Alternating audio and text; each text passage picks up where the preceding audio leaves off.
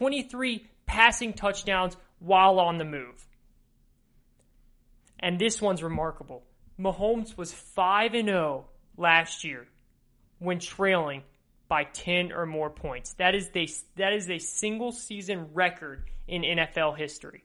That is what you call a clutch gene. Never losing hope because you have that guy. You have number 15 behind your center. This one's one of my favorites, actually. This one's incredible. Patrick Mahomes has an active streak, the longest active streak right now, of 36 games with a QBR of 50 or higher. That's the longest active streak in the NFL. Let me explain to you the next closest. Deshaun Watson has 3. Russell Wilson has 3, and Matt Stafford has 9. Patrick Mahomes has 36 games with a QBR of 50 or above. And guess what? Patrick Mahomes has played a total of 36 games. He's never had a game with a QBR of under 50. This is the National Football League. You have off days. You're playing against grown men that are running at you, ready to throw you to the dirt. And he has never had a bad game of 50 or below by QBR standards. That's remarkable. This really is a magnificent deal for both sides. All right, let's look at it from the deal point. Let's look at the deal a little bit deeper here. All right, both sides win-win, but it's extremely good for the organization. You say, why is that? It's very good for the Chiefs side because it's such a long deal that it gives the Chiefs the ability to stretch out the money. Instead of having to pay it in, let's say, a 4 or 5 year window, now they get to stretch that money out for 10 years. It gives them the ability to keep that Super Bowl team together. It even gives them the ability to sign Chris Jones possibly. They won't be cap strung for the next 5+ years because of this. Now listen, they're going to be hurting, okay? Don't let anyone act like they can go out and sign whoever the heck they want now, okay? They are paying someone $45 million a year. But because it's over 10 years, they can stretch the money out.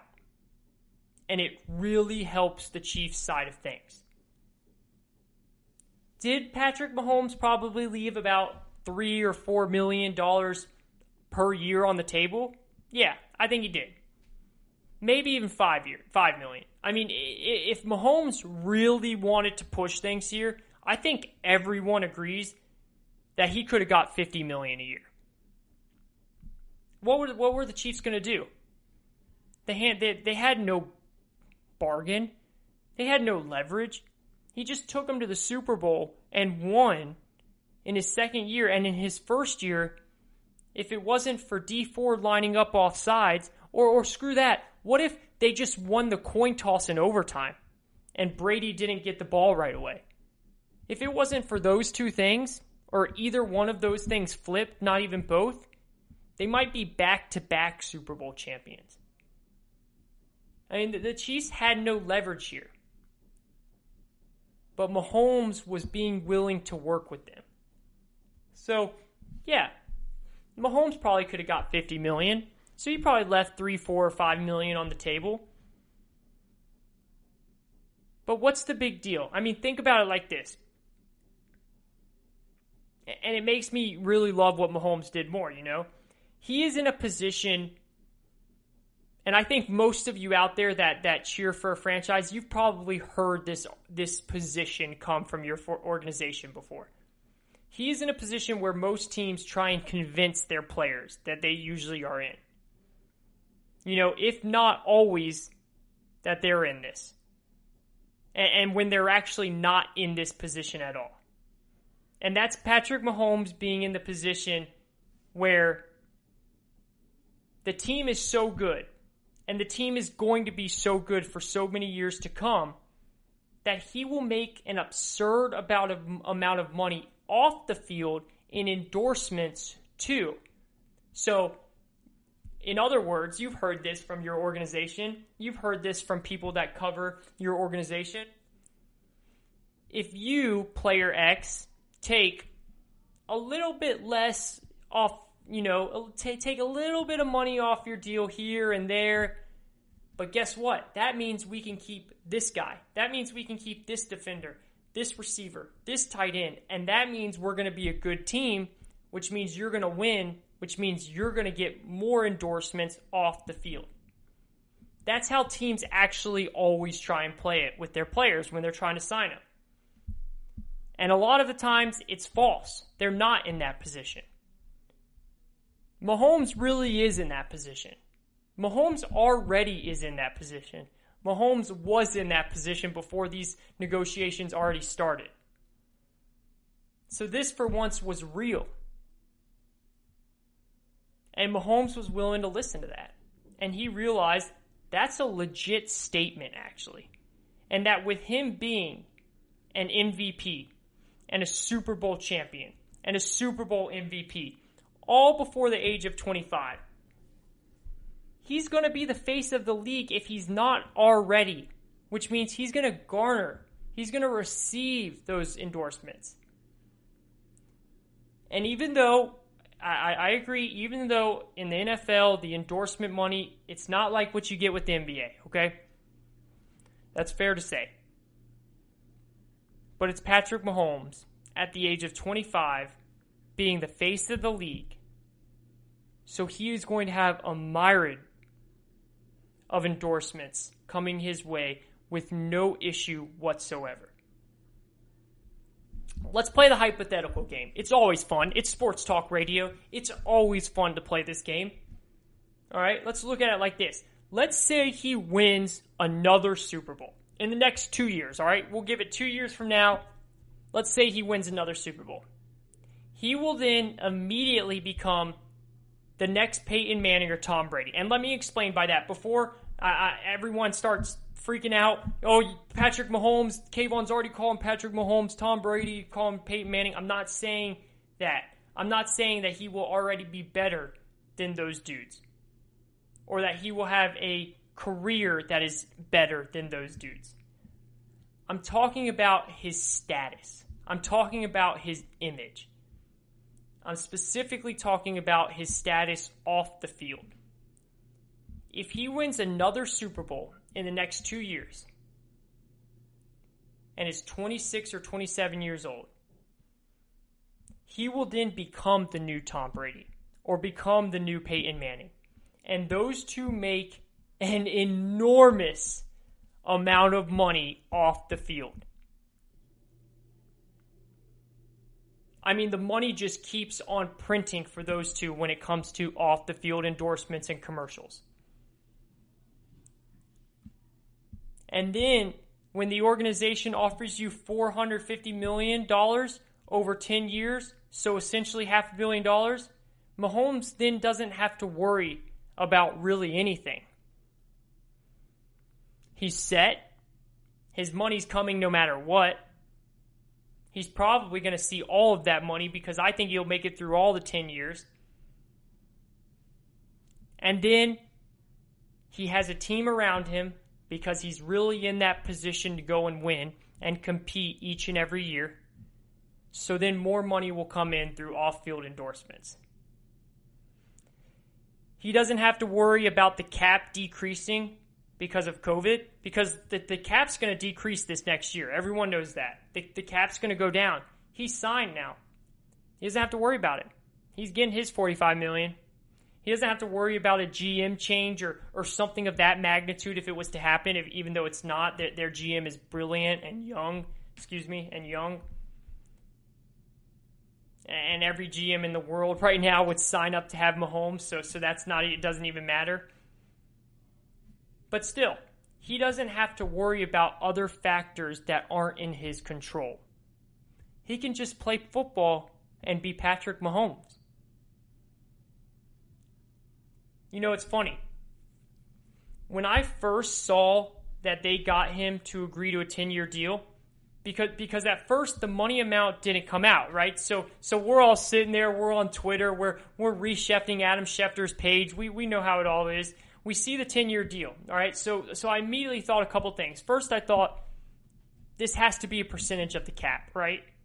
So pretty much every year he will get a certain percentage of the cap, which means he will pretty much essentially never be underpaid at his position. Because according to the market, of course, right? And then 2, I thought it has to be like 250 or 300 million guaranteed. Those are the first 2 things that came to my mind when I was thinking about the money. Brett Veach, GM of the Chiefs, did a great job with the structure, the details of it. I was wrong at both of those. 150 million guaranteed, and it wasn't a part of the cap. See, the most interesting thing about this is when a contract is done, especially in the NBA, actually mainly in the NBA, everyone always points to one thing. What is that? It's the guaranteed amount of money. That's what you immediately go to look at. That's the number one topic of conversation, right? Like, that's just what it is. And why is that? Why do we always say, oh, it's great that he could make $100 million, but his guaranteed is 50? That's what you have to look at here. Well, it's because usually the player isn't going to make it to the end of the contract. So you want to look at what the player is exactly going to get. Because once we go through it again, it's a physical sport. It's a violent sport. Injuries happen. It's very rare for a big deal, a player to make it and actually receive all of that money. That's why you look at the guaranteed part of it. For this deal, as I've said, I think Mahomes sees it all the way out. At this point, I'd be surprised if he doesn't finish out his career in Kansas City. Now, obviously, things happen. It's football. We all know that. But from what we have seen from Mahomes, and that's all we can go off of, the person that we've seen Mahomes being, and from what we have seen from this Chiefs organization and the team and the structure that they've put around Mahomes, I think it's a smart assumption to say, I think he'll probably see this deal out. See, the structure of this deal is really what is game-changing for these quarterbacks. And at this point, and why I don't see any of these quarterbacks, the Dak Prescotts, the Deshaun Watsons of the world, I don't see any of them in the same category when it comes to how a deal will be structured for them. It's the long-term effect of paying Mahomes a high dollar, but not obliterating the cap while you do it. But when it comes to questions, when it comes to other QBs, when it comes to Dak Prescott or Deshaun Watson or other QBs that are soon to come up for an extension, the question is, though, how do you get there? And then you get into, it's the guaranteed mechanisms of the deal, which is pretty confusing. But essentially what it is, once the league year comes back it's a 2-year hold, which means his 2024 salary pretty much is also guaranteed for his 2026. So you can't cut him, in other words. You can't cut Mahomes. It's making that money guaranteed no matter what, which gives Mahomes his money, but also doesn't destroy the cap, which is why the deal is so amazing for the Chiefs. So I think if you're a Dak Prescott or if you're a Deshaun Watson, you have to start to think about this type of deal right here. You have to start to think and say, can you start to put these new mechanisms in there? The type of fine print that is in there for the Mahomes deal. But this is the thing. To be able to gain, to be able to get those mechanisms, what has to happen? It's not a one-way street, ladies and gentlemen. The organization that you're playing for has to say and believe that you're the man, that you're going to be the man for a long period of time. Then it can work out. Then you can start to play around and have some fun with this contract and come up with a creative structure like the Chiefs and Mahomes did. Because the Chiefs looked Mahomes in the eyes and said, you're the man, you're our guy, and you're our guy for a long, long time. And we believe in you and we're willing to take that risk. The question is, how many other teams out there can look at their QB and say that same exact thing? How many QBs can say, how many coaches, GMs, owners can look at their QB right now and say, that is our guy, not for this year, not for next year, not for the year after that, but for 5, 6, 7, 8, 9 plus years down the road? The question is none. There's not one other team out there that can look at their QB and answer that with a straight face. There's just not. And that's why this deal is so special. That's why this deal changes so much. Now, if we were to look at some QBs down the road, some QBs that maybe say 2, 3, 4 years from now are able to then get a contract extension, could some QBs ready to be the man then? Could some organizations say, you know what? You might be someone that we can give this type of deal to. That's the question. And I actually think there are 2 names out there that are heading that way. We are going to take a quick break. And when we come back, I'm going to name you 2 quarterbacks that I think are heading in the way of possibly being able to warrant a deal like Patty Mahomes just did. And then we're going to talk about he's locked up for 10 years. Mahomes is with the Chiefs for 10 plus years, 12 to be exact. Is there a new dynasty in the AFC? Or are there teams that can actually compete with this Chiefs team pretty soon, if not even by next year? We're going to look at the AFC landscape. We're going to check it all out right after this quick break. This is the GSMC Football Podcast. We'll be right back.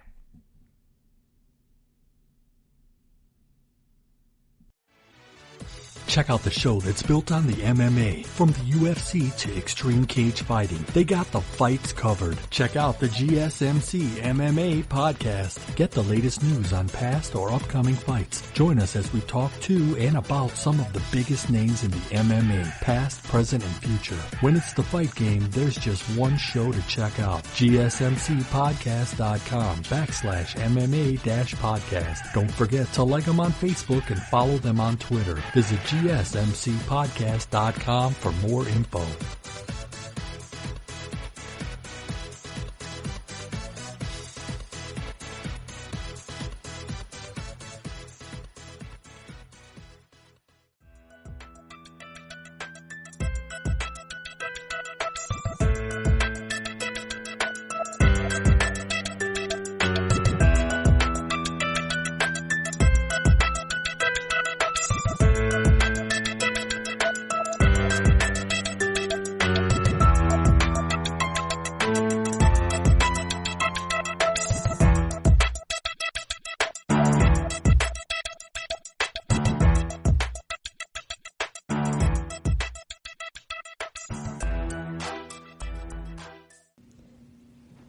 Welcome back.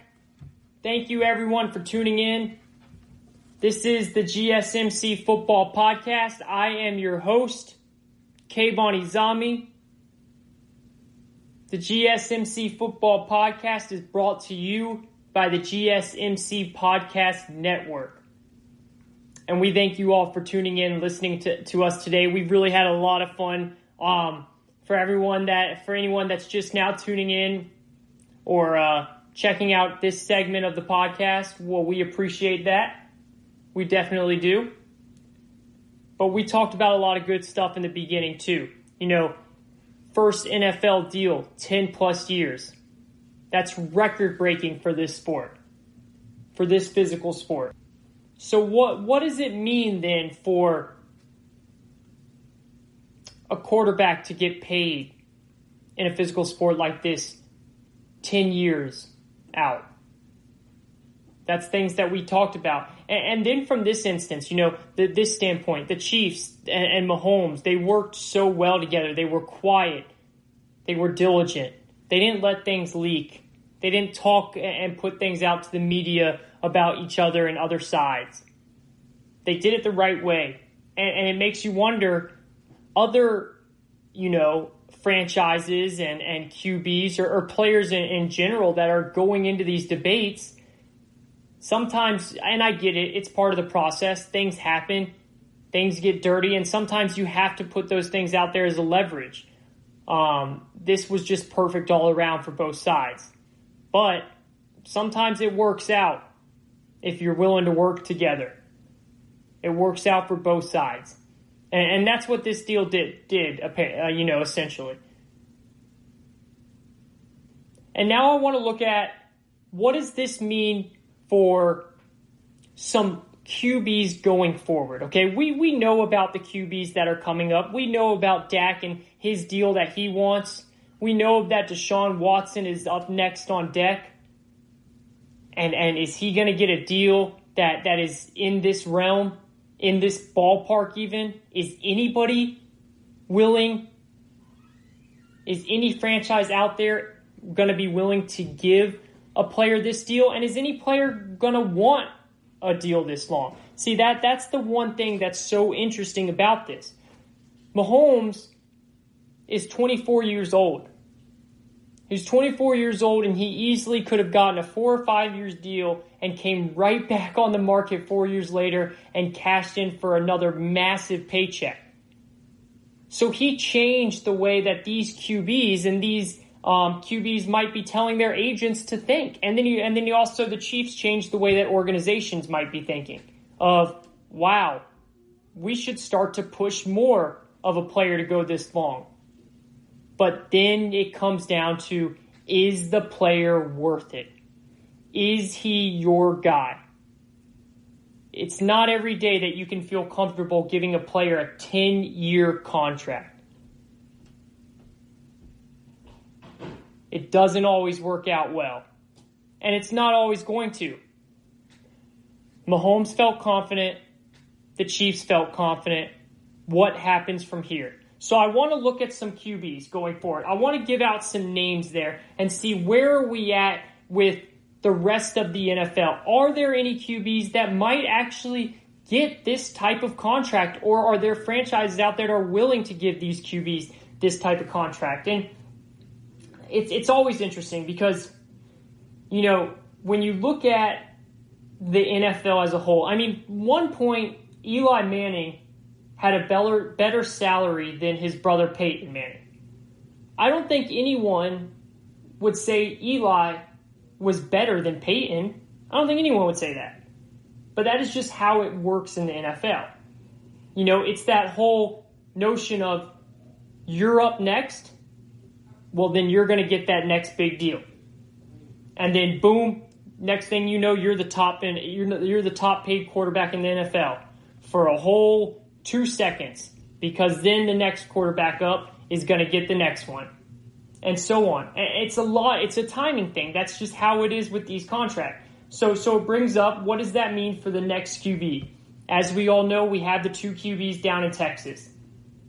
Those 2 are looking for their deals. Dak Prescott, Deshaun Watson.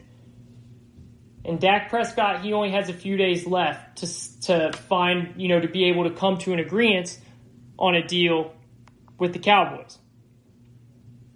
I think it's July 15th to be exact. So it becomes very interesting for players like Dak and Sean. You have to wonder, does this now become a problem for those franchises? Do these QBs feel like they deserve this type of money? And especially for Dak here, because we know that Dak has been wanting more money this entire time. And to be honest, we really don't know that answer to all these questions. That is going to be up to Dak and his representatives. But I do think it's fair to go off what we have seen recently. And that's something I like to do a lot. And you'll notice that as I go through these podcasts. Because until I see otherwise, I go with the last thing that we've been told, that we've been seeing with my own eyes, and I've heard with my own ears. And that is, Dak wants more money on a shorter deal. Jerry wants to add that 6th year. But from what I believe, I think the majority of people would believe this too. And I even would say Cowboys fans, and maybe even especially Cowboys fans, would say that Patrick Mahomes is in a whole different stratosphere. This is an unprecedented contract for an unprecedented player. And no other player will even consider trying to negotiate to this type of tune.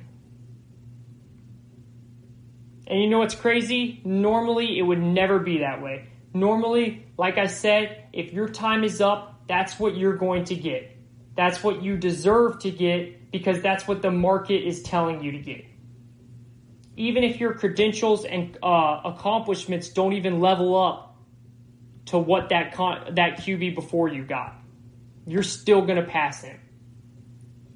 Patrick Mahomes is on such a different level. It doesn't work that way for this contract. It's different this time around.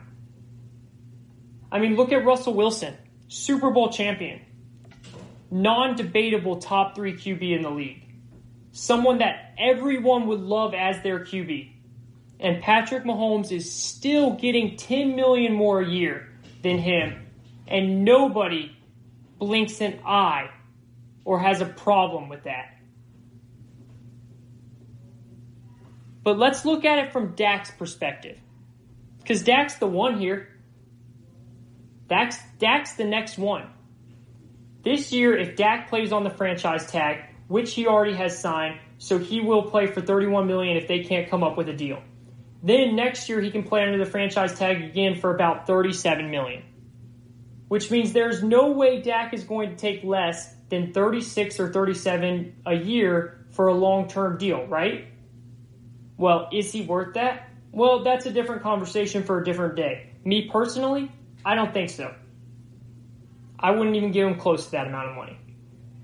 But why would he take less than that? He would be dumb to. I mean, that's what the market is offering him. That's what the franchise tag is offering him.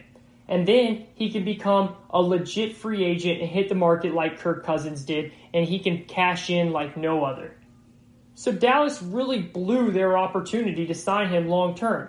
It doesn't mean they can't get it done, and it doesn't mean they won't get it done, but it puts them in a really tough situation. The only part of the Mahomes deal that helps Dallas is that the 10-year extension helps Dallas's position about wanting to go longer. Because we know that Dak has wanted to go shorter this entire time. So let's get those. We got Dak out of the way, and we'll see what happens. What about future QBs here? And this is when the conversation gets interesting. What about future QBs? What QBs are out there where we can say, hey, maybe that type of deal down the road could happen for this guy? Now, we all know about Lamar Jackson. He's the common name to bring up here. And Lamar has been the popular answer, and it makes total sense. Lamar has the skill set. He has the tools. He has the great stable organization that he plays for. He has a great coach. But he has not won anywhere near the level that Mahomes has won at. And there's still time for him to do that, and I'm sure he will. But that's a big mark. Also, the challenge for Lamar is you always have to worry about his health, which honestly is an unfair statement. It really is an unfair statement because he has not gotten hurt in college or the NFL. So I'll admit it, that's an unfair statement. But with his body size and with the way he runs so much, it's something you have to worry about. It reminds me of Vic as a Falcons fan. I swear I would never see Vic play 16 full games in a season. He'd always have some kind of injury here or there. Now, knock on wood, Lamar's been lucky enough not to go through that. But it's something you have to worry about as a GM, as a coach, as an owner. That's an issue. That's the two issues with Lamar. I think one, we'll see in a matter of time. He'll win those games. He'll win those big games. Right now, 0-2 in the playoffs. He's got to change that before he can get a type of deal like this. Two, I think can happen over time too. You know, if he plays the next 2 years, no scratch, no injury, not sitting out a game at all, that says something, all right?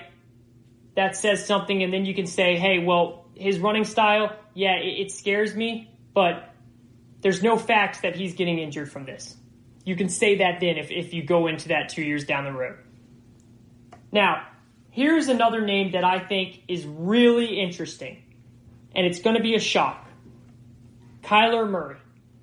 Now, listen before everyone runs off and tweets how crazy this Kayvon kid is and how dumb I am. Now, you can do that if you want. That's fine with me. But just give me a second here and follow along. I'm not saying Kyler Murray is going to be better or even as good as Patrick Mahomes. I'm not saying that, okay? What I am saying is Kyler Murray is in a very interesting position because you have to look at something about Patrick Mahomes. He's delivered, right? He's delivered. He's checked off every box he can. But he got put in a fantastic situation. He got to sit his entire rookie year behind a true mentor and good quarterback in this league in Alex Smith.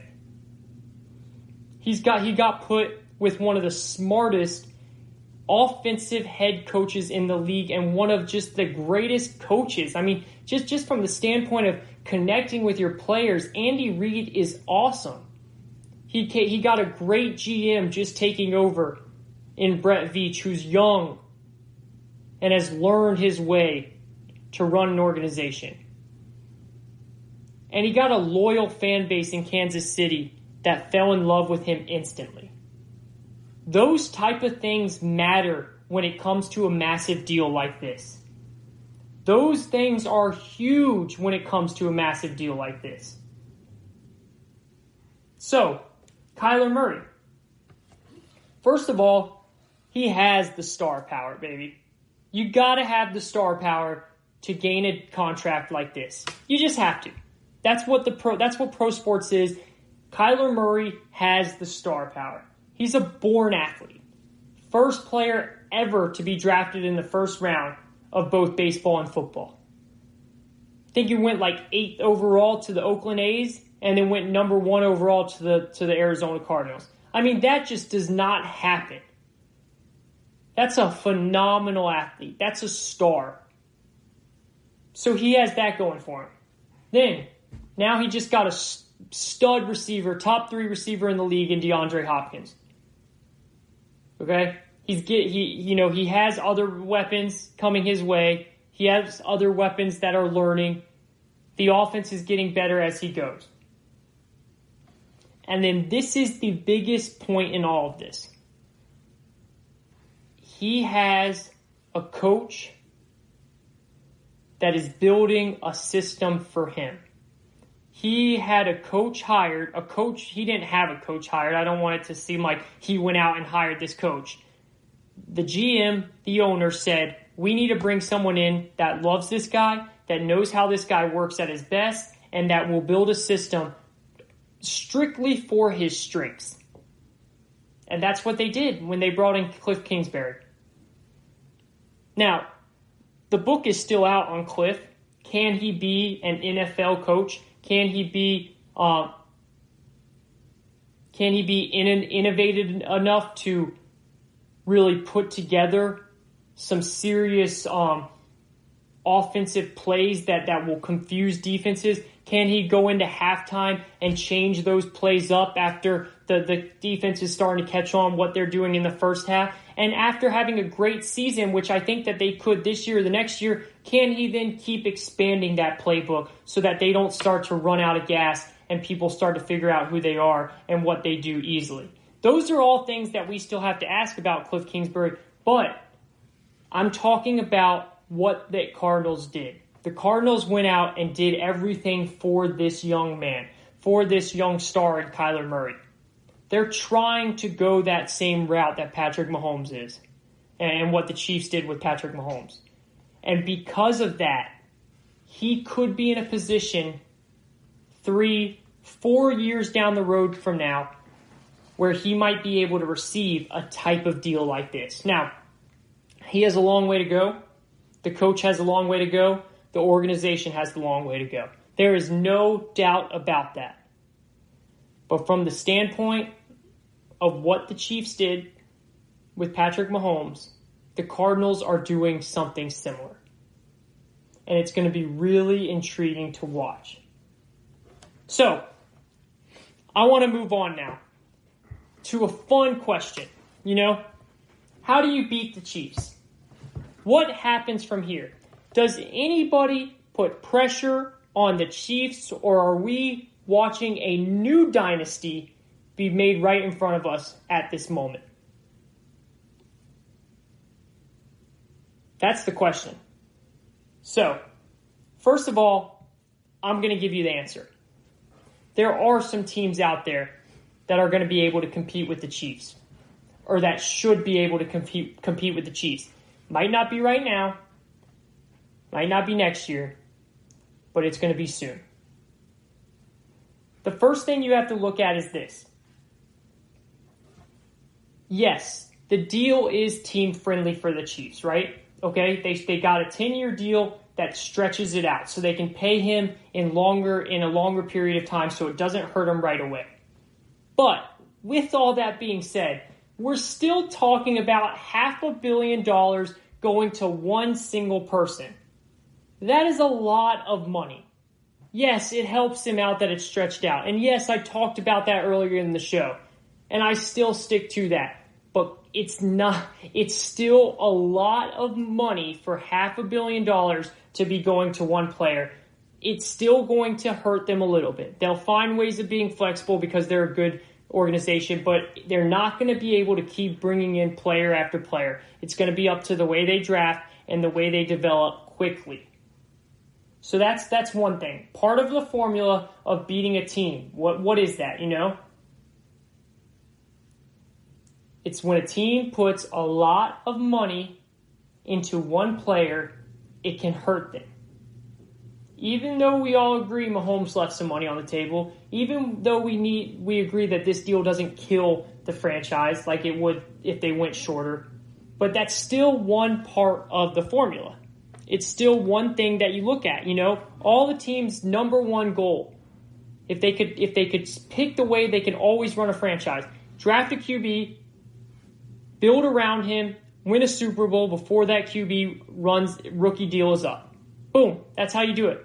Once the rookie deal's up, you have to pay him, and then everything goes downhill from there.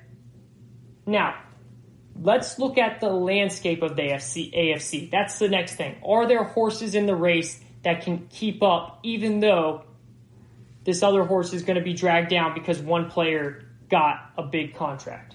Are there other horses that can keep up? Well, look at some of the teams in the AFC that possibly can. Who do we have? Do we have anyone? So, one team I really wish I could have said, and if things didn't happen the way it did this offseason, I would have said them. And that's the Houston Texans. Houston was on their way to being able to be that team. They were up big against them in the title game. They beat them in the regular season. Deshaun Watson can do some of the things that Patrick Mahomes can do exactly. Deshaun Watson is a brilliant young quarterback. The problem is they have a coach that's also the GM. And with all due respect to Bill O'Brien, who I think is actually a pretty good coach, he's not a GM. And he's proved that to us by how he got robbed by the Arizona Cardinals by giving them DeAndre Hopkins for David Johnson. he is hurting this poor Deshaun Watson's future. They have an amazing young quarterback who can be really, really good and close to Mahomes level good. But instead, Watson hasn't had an offensive line since he's been there. I mean, the guy had to ride on a bus one Sunday to a game instead of flying on the plane with the team because his ribs were so messed up and they worried about oxygen being able to get in. So I had to take Houston out, but I wish I could have. If things were different, if they kept Bill O'Brien as a coach. Bill O'Brien's a good coach, and Deshaun Watson likes him. But if they just made him the coach and had a GM, a real GM, I would have kept Houston on this list. So I wanted to say that, though, because I really like Deshaun Watson. And if somehow things could turn around, then maybe they can come back into this list, but not for now. The next team, we all know. It's the Ravens, right? It's the Ravens. It's with Lamar Jackson. We know that. Now, this is why, though. And I'm high on the Ravens. I really am, as a whole. But Lamar has to win in big moments first, okay? But they're still a team that can compete. They're heading in the right direction, and I do believe Lamar will learn how to win in these big moments. So let's look at the Ravens and why they will be able to compete eventually. They have Lamar, who is better on the ground than Mahomes, so that's a huge plus. He can run it, and he can run it well. Also, I think he's underrated as a passer, and that will get better as he goes as well. So you have both of those. Now, what do you think of when I say the Baltimore Ravens? Wherever you're listening right now, when I just say Baltimore Ravens, first thing that comes to your mind, 1, 2, 3, boom. Defense. Ray Lewis, Ed Reed, Terrell Suggs. Defense, defense, defense. The Ravens are a defensive franchise, and they always have been. Great defensive players love to come and play for the Ravens. They just do.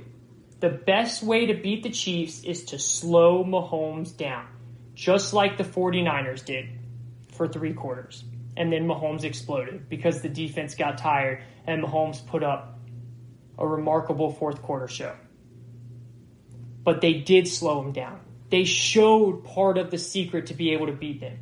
You have to slow Mahomes down. And that's why the Ravens are going to be close. They have a phenomenal head coach.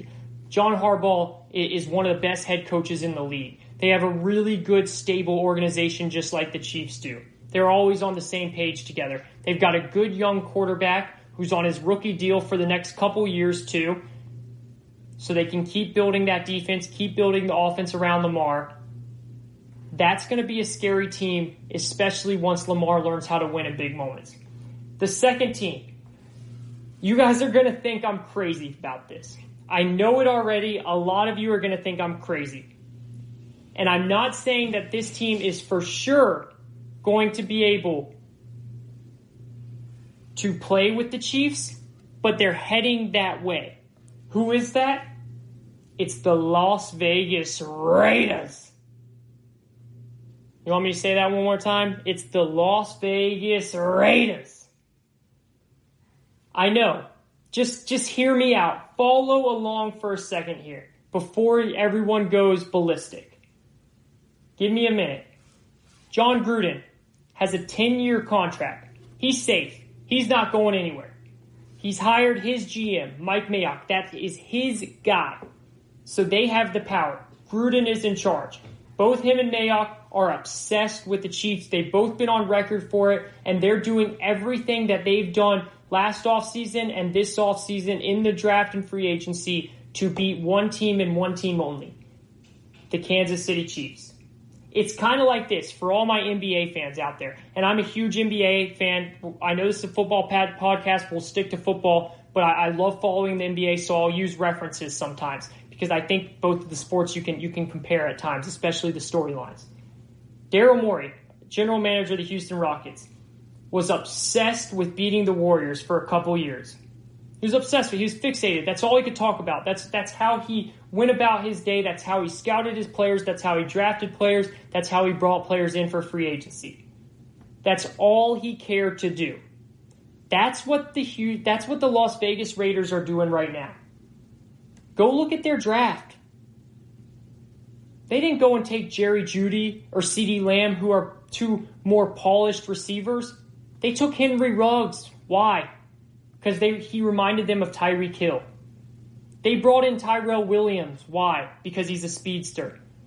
They now have Darren Waller. Why? Because he's a big tight end just like Travis Kelce. They put together a great offensive line in free agency. Why? To protect their quarterback. Now, the quarterback, it's an issue. We'll see. Has Derek Carr showed that he can play at an MVP level? 2016, he was right there in the running with Matt Ryan till he broke his leg. He's shown it in the past. If he can get back to that level, the Las Vegas Raiders are a team that the Chiefs are going to have a hard time playing against because they're going to be matching them. Now, they don't have the horses that the Chiefs have, and Derek Carr is not going to be Mahomes. But they're building towards that way. They're drafting physical safeties. Go look at some of the safeties and cornerbacks that these teams have drafted. They're drafting Clemson players. John Gruden and Mike Mayock are obsessed with Clemson players because they're taught well in college. They're taught how to tackle. They're taught how to hit. They're taught how to win.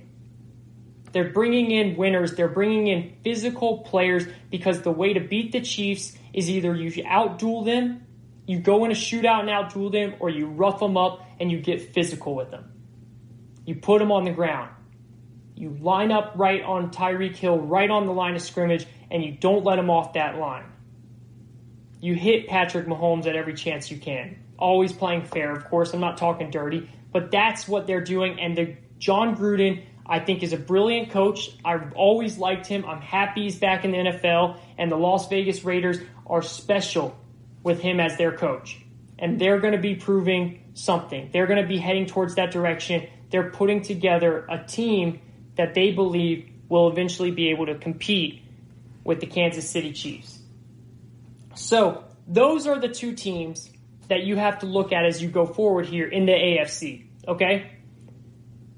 That's what we have to look at. Obviously, the Chiefs are the team to beat. It's that simple. The Chiefs are the team to beat. What can happen?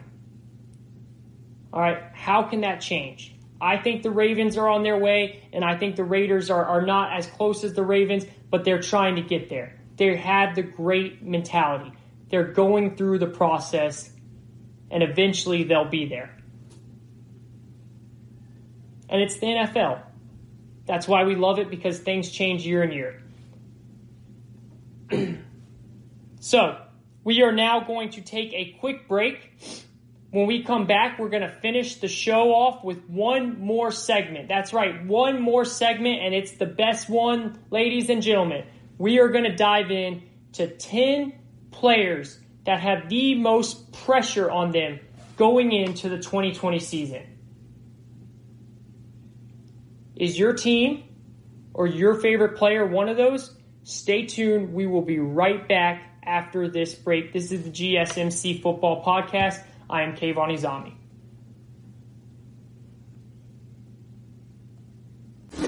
Check out the show built around the women of MMA. From the UFC to the extreme cage fighting, we got the fights covered. Listen. It's the Golden State Media Concepts Women's MMA Podcast. The latest news of upcoming fights, discussions of previous matches. Join us as we talk to and about the biggest names in women's mixed martial arts, past, present, and future.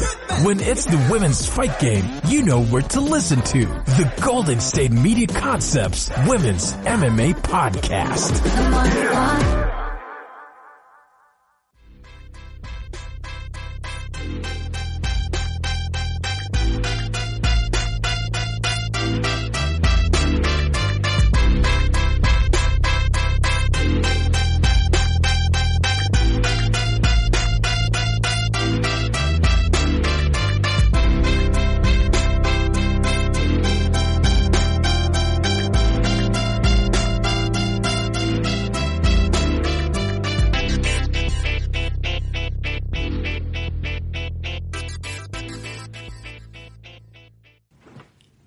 We are back. Thank you, everyone, for tuning in to the GSMC Football Podcast, brought to you by the GSMC Podcast Network. We thank everyone for listening. We are delighted to bring you guys a great show today that we hope you all loved. And we're now entering our final segment of the show, the one that I know I was looking forward to the most, and I hope you guys were as well. We're always going to try and have some fun with this final segment of the show, do some type of category, ranking, so some type of topic that brings the listeners involved, where you guys can put some suggestions in there, and then I can see what you guys have to think about some of the things that I said after the show. We've all show we've been talking about Mahomes, right? I mean, you kind of have to. This is the massive deal. They're backing up the Brinks trucks right now to his house, and he's having some fun. He's buying his mom a new home. He's buying his dad a boat. He's buying his girlfriend a car, and his bank account's not even blinking. Like I said earlier in the show, that's the type of money that he just won, that he just earned. Excuse me. So it makes you, we talked about, well, now that he's there for 10 years, what teams are going to compete, if any, in the AFC? And we went through those. And I know a lot of people were surprised when I said the Las Vegas Raiders are going to be one of those teams in the future because of the way they're building, because of the way that they're obsessed with trying to beat the Chiefs, trying to imitate the Chiefs. And that's what John Gruden and Mike Mayock want to do. And that's what they're trying to do, and you can see that through the draft and through the free agency. The way to beat the Chiefs is there's two ways, and both of them are hard. One is you outduel them on offense, and that is really, really hard. The other is you get physical with them. You beat them on defense. You do what the 49ers did to them for the first 3 quarters of the Super Bowl, but you don't let up in the fourth. Those are the two ways to do it.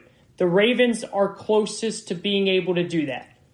Lamar Jackson has to learn how to win in big moments, but they have the defense, they have the coach, they have the organization, they have the personnel. And Lamar's on his way to being that player.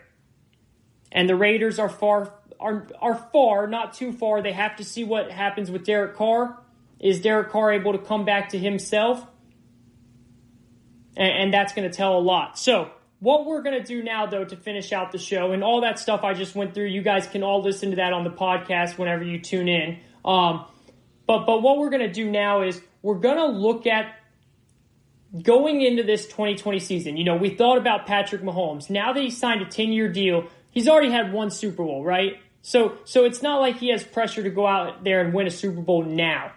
But when you sign a 10-year deal for $500 million, you got to win another Super Bowl.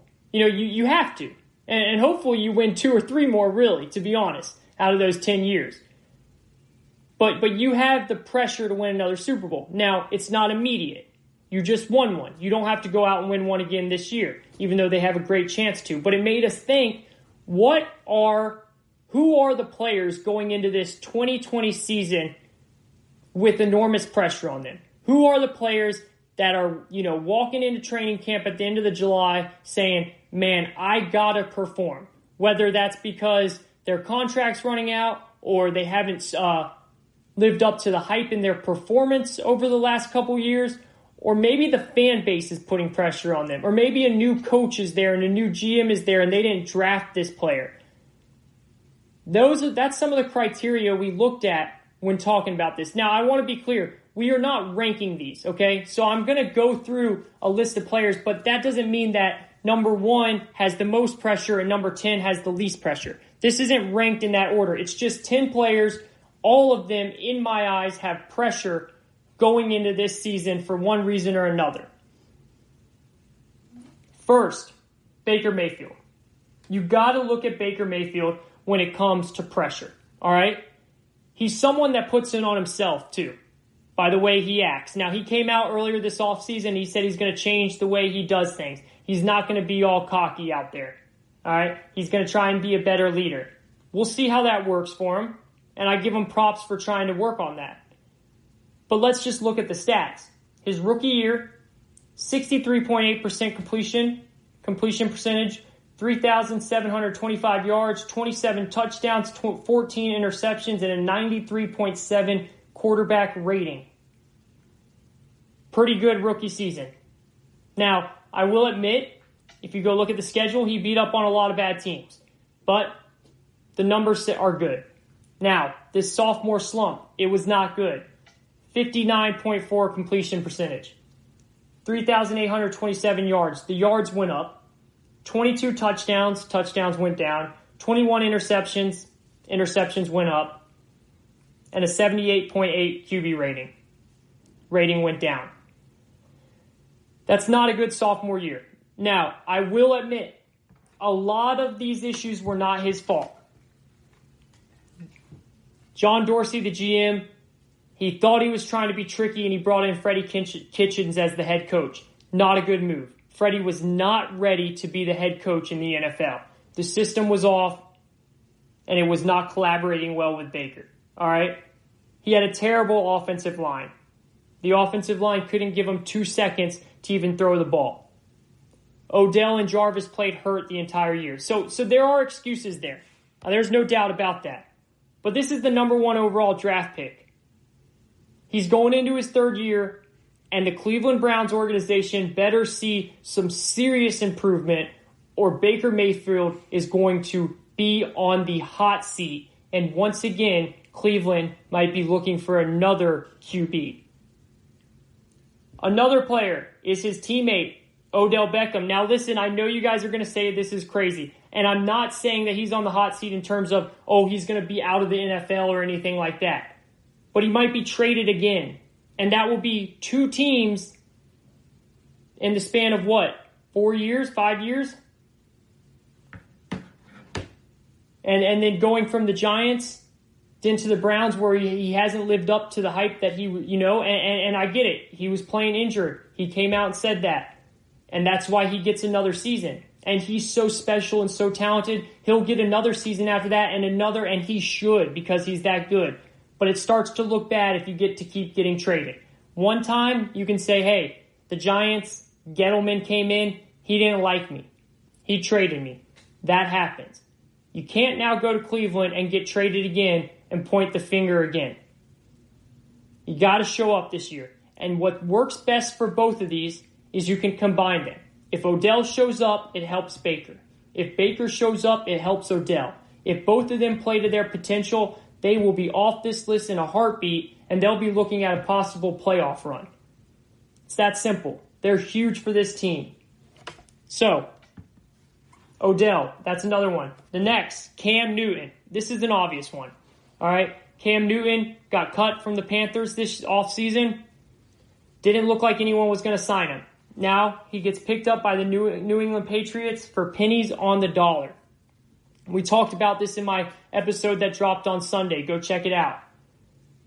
Pennies on the dollar. There's no risk there for the Patriots. But there's a risk for Cam Newton. Cam Newton's got to show up. Cam Newton's got to beat Jarrett Stidham out with ease. And he's got to play well because we all know what happens when you go to the Patriots. If you don't work with the Patriots, organizations start to say, hey, if he couldn't work there, why would he work anywhere else? You know? They have a complicated playbook. He's got to show he's a team player. All of that stuff. This is a crucial year for Cam Newton. He can go right back to being a star and garnering a big contract again to once again waiting for months to get signed by a team and signing for a deal that's less than $500,000. The next, Jared Goff. Now, in no way is Jared Goff going to be traded or sent away from the Rams or anything like that. His contract is way too big. But what do we know about LA? You got to win if you want fans to come.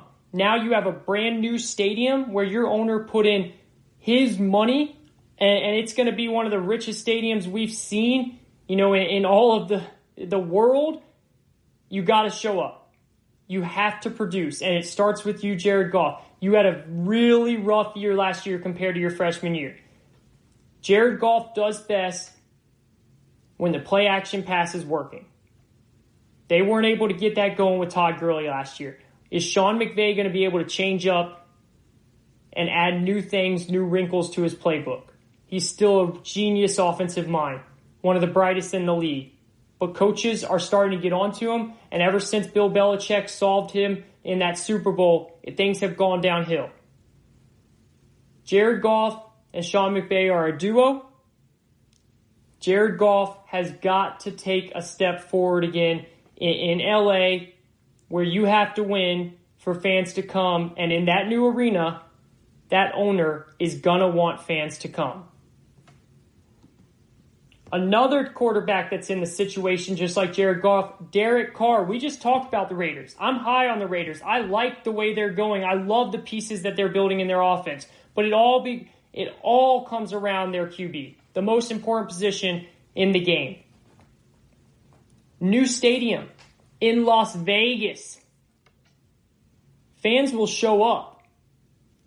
But what did we see with the Las Vegas Knights? They won right away. That's huge. If you're not winning, it's Las Vegas. There's so much to do. Derek Carr has shown that he has potential. He's shown that he can play at an MVP level like he did in 2016, but since he's broken that leg, things have been different. Now the Raiders bring in, who? Marcus Mariota to back him up. That puts some pressure on him. He has no more guaranteed money left.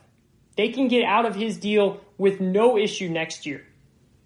This is a do-or-die year for Derek Carr in a new stadium, in a new home, in a new city, in a new state, with a coach that has a 10-year contract but doesn't have much patience. Derek Carr, show us what you showed us earlier in your career. Dak Prescott. Yes, Cowboys fans, Dak Prescott is on the pressure seat. Why? Because he's had a tremendous offensive line. He's added they've given him another huge weapon in CeeDee Lamb. He's got Amari Cooper. He's got Michael Gallup getting better. He's got Ezekiel Elliott on the big deal. And now he has a new coach in Mike McCarthy who's going to want him to sling the ball. He's got to step up, and he's got to not just win, but he's got to win big. He can't win when it comes to going to Philadelphia week 15 and not showing up and losing the division. That can't happen again. You're on a franchise tag. You want $35+ million a year. You got to show up. Now listen, this is obviously a list we're looking at it in terms of changing teams, For some players, it's not getting big contract. For others, it's changing teams. Dak's going to get a big contract no matter what, because a team out there is going to give it to him because the quarterback position is such a scarce position that teams are willing to do whatever for. Even though right now the league is really doing well with quarterbacks. But he's going to get his money. But he's on the hot seat, the pressure seat in Dallas. If he doesn't take this team far in the playoffs, not just to the playoffs, far in the playoffs, and they don't come up with a deal before this season starts, Jerry Jones is not going to keep doing this. He's not going to give him that $35-40 million a year that he wants. It's just not going to happen. That's something that they've given to him where at the end of the season, if they can't come up with a deal, and there's a very good chance they come up with a deal and then this is off the table.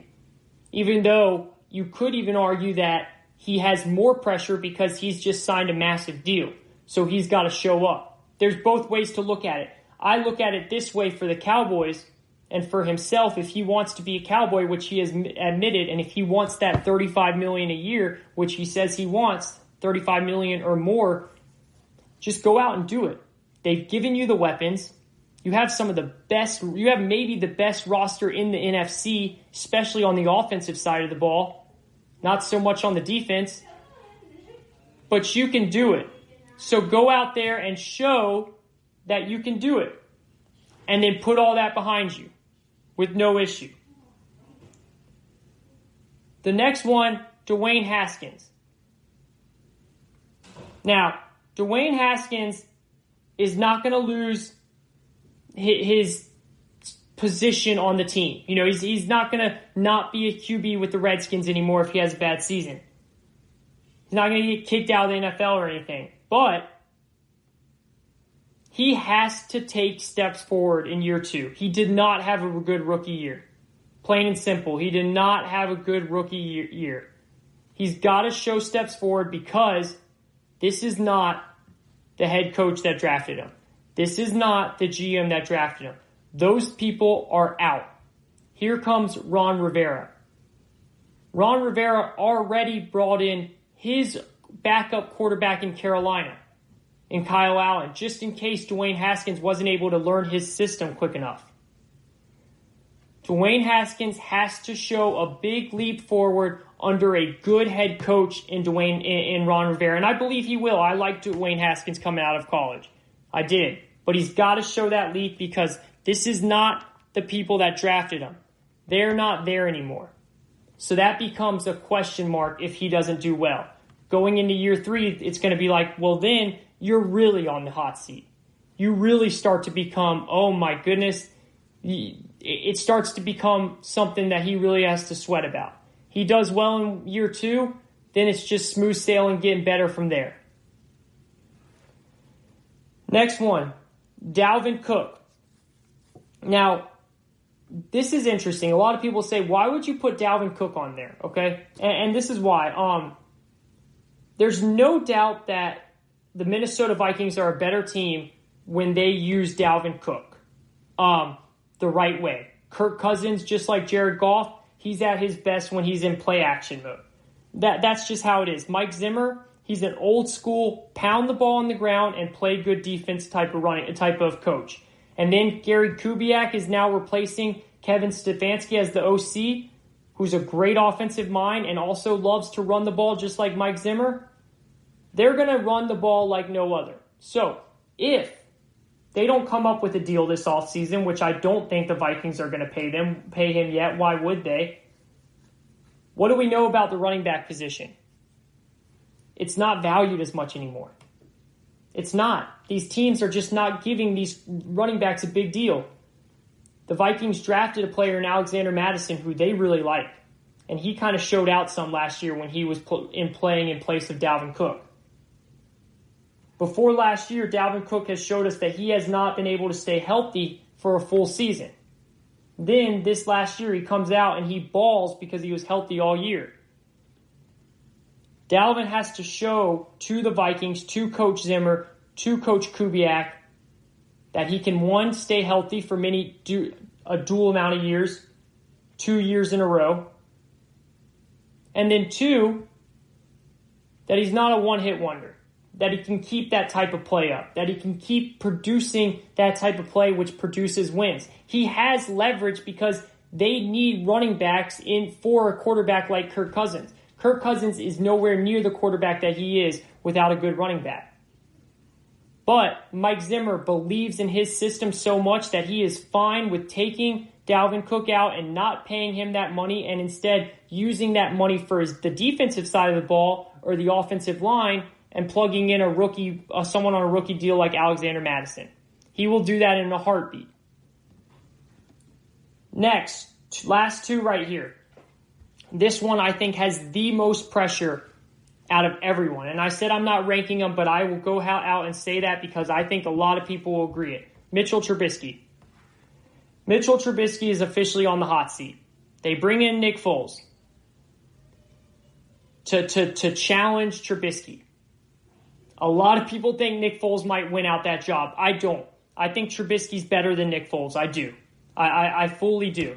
I think Trubisky played hurt last year, and I think Trubisky has a really good coach in Matt Nagy. Is Trubisky the future? I don't know that for the Bears. I really don't. But I think he's better than what he was last year. I think he's somewhere in between the 2018 Bears team, the Bears QB that we saw throw for 3,223 yards and 24 touchdowns and 12 interceptions, and then the 2019 that threw for Mitch Trubisky that threw for 3,138 yards, 17 touchdowns, and 10 interceptions. He's somewhere in between there. Which one are we going to get? That's for us to find out. But Trubisky has to show up this year. And the Bears have told him that by the way they brought in Nick Foles. It's just like the Raiders telling Derek Carr, except Derek Carr has already been paid. Mitchell Trubisky has not gotten that second contract yet. But Mitchell Trubisky, just like Derek Carr, has showed that he can be a very good quarterback in this league. And he has the coach to do it, to help him get there. He's got to show up. And then my final one is Le'Veon Bell. Let me explain why. Le'Veon Bell did not have a good year last year in Adam Gase's offense. He set out. It took him a while to get back to it. And if you guys remember going into the season, Adam Gase didn't even want him. It was the old previous Jets GM, Mike McGagnon, that signed him. Adam Gase was not all giddity about having him. You know, he played in 15 games last year, started 15 games, rushed for 789 yards and 3 touchdowns. That's not Le'Veon Bell. Only caught 461 yards, 1 touchdown. That's not the Le'Veon Bell that we know as the dual threat like no other. Catching out of the backfield and running it. This is his second year in Adam Gase's offense. If he doesn't show up, it's a new GM now. The GM that really wanted him, that signed him to the big deal, is gone. They will find a way to get rid of Le'Veon Bell, even if they have to swallow money. The Jets have done that with big name players before, and they'll do it again if they have to. Big, crucial year for Le'Veon Bell to show up. So, that's my list. That's my 10 players that I think have some type of pressure on them this year. I hope you guys enjoyed it. I hope you guys thought it's a good list. Please let me know your thoughts if I missed someone, if I was too harsh on someone, or if you just flat out disagree with me. We had a fun show talking about Mahomes and the record-breaking deal. The highest paid player in sports for an NFL player, a physical, violent game like the NFL. You got to love to see it. I'm happy for Mahomes. He deserves the deal. He's a great player. I'm happy for the Chiefs organization, and I'm happy that they did it the right way. That's a key part in this. So, I thank you all for listening. This is the GSMC Football Podcast brought to you by the GSMC Podcast Network.